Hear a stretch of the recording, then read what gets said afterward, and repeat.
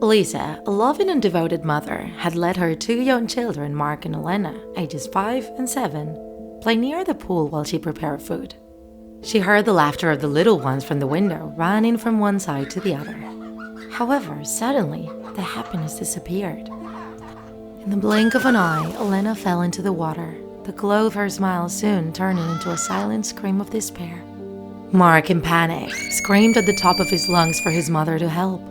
However, the seconds ticked by, and when Lisa finally heard her son's heartbreaking cries, it was too late. The years passed with an unbearable weight, and the tragedy that had devastated the family left invisible scars. Mark, now a man, had become a loving husband and attentive father to his wife and young daughter. His mother, on the other hand, spent years locked up in a psychiatric center, immersed in the darkness of her own mind after losing her daughter in the pool. However, time and therapy seemed to have healed her wounds enough for doctors to consider her recovered and grant her the freedom to rebuild her life. Determined to forge a new future, she headed towards the city where her son lived. Although that obsession that consumed her didn't take long to manifest itself. From the shadows, Lisa began stalking Mark and his family. Stealthily, she watched every step they took, every smile and every tear of their daughter, eager to find a place in their lives. It was then that Lisa discovered that Emily, Mark's wife, trusted a nanny to help them take care of the little girl when they worked. The occasion was perfect. The nanny had already arranged to take care of the girl the next day. Lisa knew what she had to do. Without warning, she showed up at the door of the babysitter's house. The young woman opened the door and heard her words, but she felt confused. Emily hadn't mentioned anything about a grandmother. Before she could even react, a brutal blow to the head left her dazed and she fell to the ground. The grandmother mercilessly proceeded to suffocate the young woman with a cushion from the couch. Blow after blow, the nanny's life faded away. The grandmother, victorious, stood up and grabbed the deceased mobile phone. She wrote a text message to Emily, telling her that she wouldn't be able to care for the child for several weeks due to other commitments. Satisfied with her act, she left the house and headed towards the next point, her own son's house. Mark, with an expression of surprise and discomfort, came face to face with his mother at the door. It was a meeting he had imagined many times in his mind, but had never fully prepared for. His voice breaking, he asked Lisa what had brought her there. With a strained but hopeful smile, she responded, "Honey, I have finally been freed, and I'm looking forward to seeing you and meeting my precious granddaughter." Reluctantly, he led his mother into the house. His little daughter, Holly, oblivious to the tensions between her father and grandmother, jumped for joy upon meeting a new part of the family. Excitement filled the room as the girl hugged her, delighted to have a grandmother she had not had the chance to meet before. Emily, also willing to give Lisa a chance, expressed her joy at meeting her mother-in-law. However, Mark's discomfort persisted. His mother's arrival brought with it a flood of painful memories. While everyone was settling in, Emily read the babysitter's message on her cell phone announcing her absence. The parents were worried about how they would organize that time, as there was no one else available to care for their daughter while they were at work. Lisa, with a smile, offered them a solution. She explained that although she had rented a new house, the move wasn't yet complete and she planned to stay in a hotel. The girl, excited to have her grandmother by her side, asked that she stay home with them. Emily supported the idea, and despite his discomfort, Mark ended up giving in to his family's pleas. After everyone retired to their rooms, the father spoke privately with his wife. He confessed the deep discomfort he felt with his mother at home. He remembered how their relationship had ended badly after that fateful day at the pool. Lisa had blamed him her entire life for Lena's death, even though he was just a child at the time and couldn't have done anything. He had spent years in therapy with psychologists and psychiatrists to overcome the feeling of guilt that his mother had created in him. Emily assured him that everything would be fine. If they had let his mother out of the center, it was because she had left all those problems behind. Meanwhile, in the room that had been prepared for her, the grandmother carefully took a photo of Elena out of the suitcase, her deceased daughter. She looked at the picture and spoke to the frame with a trembling voice. We will finally be together again, my dear daughter. The next morning, the smell of freshly brewed coffee wafted from the kitchen. Grandma, determined to play her role as a matriarch, got up early to prepare everyone's breakfast. However, there was a surprise guest, Emily's best friend Sarah, that she would also have breakfast with the family in the garden. While the lady was trying to balance a tray full of coffee cups, Sarah accidentally tripped over the grandmother, causing her to spill some of the contents. Lisa's response was cold and abrupt, promising that she would make more coffee. Sarah, bewildered and hurt by the disproportionate response, returned to the others who were waiting for her in the garden. However, the look of hatred that the grandmother gave her didn't go unnoticed. In the afternoon, the parents had commitments that forced them to go out, leaving Holly and a little friend playing at home under the care of grandmother.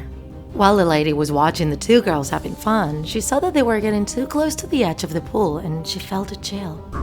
With hysterical screams, she called from the window to Holly to get away from the water, but the girl, excited by the game, ignored her order. Then the grandmother came out of the kitchen with the knife she was using to prepare the snack in her hand and approached Holly's little friend threateningly, accusing her of being a bad influence on her granddaughter. The tension in the air became greater as the grandmother pronounced the name of her deceased daughter, Elena, to call her granddaughter. Holly's little friend began to cry, terrified by the situation, while the grandmother continued advancing with the knife in her hand. It was then that Sarah, the family friend, entered the garden and witnessed the chilling situation. The grandmother, totally out of her mind, yelling at two little girls and with a knife in her hand. The first thing that crossed her mind was to take her cell phone out of her pocket and record the scene. The grandmother realized that she was being watched by Sarah, and with a twist in her expression, she abandoned her attack gesture and ran away. That same night, Sarah was transferring video from her phones to the computer at home when she heard a noise coming from the door. Cautiously, she approached, and the grandmother, stealthy as a shadow, was there. She had followed her home. She demanded that she delete the video and swear that she would never reveal what she had seen. But Sarah, brave and determined, refused. In a terrifying twist, the grandmother pulled out a knife and stabbed her into her body, letting her fall to the ground. Without showing even an ounce of remorse, the grandmother walked away from the crime scene, leaving the woman on the ground seriously injured as she walked away with a satisfied smile on her face. The police eventually discovered the bodies of the babysitter and Sarah, and the sadness Emily felt was unimaginable. The days passed slowly, full of pain, and with her grandmother supporting them in one of the darkest moments of their lives. In her mind, there was no reason to suspect this lady, whose support and caring for little Holly was becoming more and more crucial. However, Grandma's help began to take a turn. She started buying new clothes for her granddaughter, but they weren't the modern and current clothes that the girl preferred. On the other hand, Grandmother chose outdated clothes, fashion styles from more than 30 years ago. The mother was surprised to see her daughter dressed strangely and told her that it wasn't necessary to buy her new clothes. However, the grandmother insisted that she would be prettier this way. Without realizing it, she was turning Holly into her deceased daughter. On the other hand, the grandmother began to hide the girl's favorite stuffed animals, causing her distress. Instead of her usual toys, she gave her old, half-broken rag dolls, the same ones that had belonged to Elena. Holly showed no interest, but her grandmother insisted that she play with them. Little by little, the lady began to supplant the mother in many of her daily tasks. She would get up early and take the girl to school without prior notice, leaving the mother disoriented and worried. On other occasions, she would promise to take Holly to events, such as birthdays, without consulting her parents, and then show up instead, explaining that the mother couldn't take the girl for some reason. All of these situations brought the mother to a breaking point. Feeling that the grandmother was crossing unacceptable limits, she decided to talk to her husband and tell him everything that was happening. With concern in her voice, she shared her fears and frustrations with him, hoping that together they could resolve the situation. The husband, upon hearing the series of events that had unfolded since his mother's arrival, promised to solve the problem next day. He decided it was time to talk to her and ask her to leave their house. The next day, with the girl at school and the mother at work, only the father and grandmother were left at home. Mark, determined to restore balance to his home, approached his mother and expressed that they needed to reclaim their space. He suggested that she return home and that everyone maintain their usual routines. However, the mother's reaction was totally unexpected.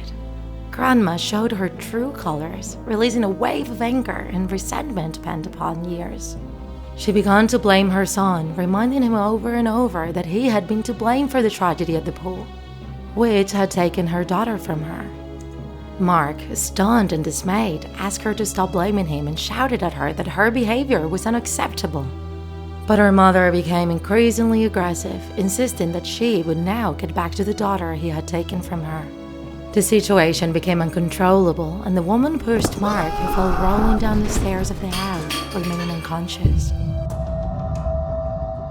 The grandma picked Holly up from school before dismissal and took her to her old house, where she had lived with her children years before. At that moment, Emily received a call from a doctor informing her that her husband was admitted in serious condition. Without wasting time, she decided to go to school first to pick up her daughter and then go to the hospital together. However, at school, she was informed that Holly was no longer there, as she had been picked up by her grandmother. Emily tried to call Grandma, but she didn't answer. With her heart pounding with anguish and fear, Emily felt that time was running out and rushed to the hospital to see her husband. When she got to the room, her husband woke up and revealed that his mother had pushed him down the stairs and that she was still mentally unbalanced. He warned her that their daughter was in danger. Emily ran out of the hospital room, determined to find Holly at all costs.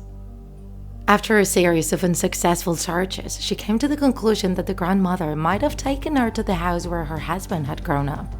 With her heart in her fist, she headed towards that place, praying that her daughter was safe. Meanwhile, at Grandma's house, Holly was trapped in a nightmare. Desperate, she begged the woman to let her go with her mother. However, she responded by calling her Elena, insisting that she was her mother. She took her to the room that had belonged to her daughter, a place that was frozen in time. The walls were adorned with paintings of Elena, her dolls were arranged on the shelf, and her clothes hung in the closet. The grandmother forced her to dress in her deceased daughter's dresses and behave as if she were her. Holly desperately needed her mother. In a moment of hope, she saw Emily crouching by the window. She gestured for her to stay quiet and then slipped through the window into the house. While Grandma's back was turned, busy in the kitchen, Emily took the opportunity to grab her daughter and take her away. However, as soon as the grandmother realized it, she launched after them. Mother and daughter ran down the hallway, trying to escape from the woman who was chasing them with a knife in her hand. Finally, Emily managed to lock herself and her daughter in one of the rooms, while the grandmother screamed and threatened them on the other side of the door. That room had no windows, and it seemed like there was no escape. Then Emily told her daughter to hide in the closet, promising that she would save her and bring her back home. Determinedly, she left the room in a desperate attempt to confront Grandma. When she came face to face with the woman, they began to struggle, fighting with all their might. In the midst of the tense fight, the grandmother stabbed her in the arm with a knife, almost ending her life. But in a stroke of luck, Emily managed to knock the gun out of her hand and stabbed it into her leg, causing the woman to fall to the ground. Taking advantage of that moment, Emily grabbed her daughter and ran out of the house, escaping the nightmare she had experienced. The grandmother was again locked up in the psychiatric center, as her dangerous obsession with their late daughter continued. Mark recovered from his injuries and was finally able to return home to Emily and Holly. Together, they began to rebuild their lives, taking advantage of every moment they had enjoyed as a family. However, everyone knew that the grandmother was cunning, and that sooner or later she would fool the doctors at the center and obtain her release again. Emily and Mark knew that as soon as she was released, she would try again to recover Holly, who had been the main object of her unhealthy obsession. They couldn't allow themselves to let their guard down, as they were all aware that the threat was still lurking.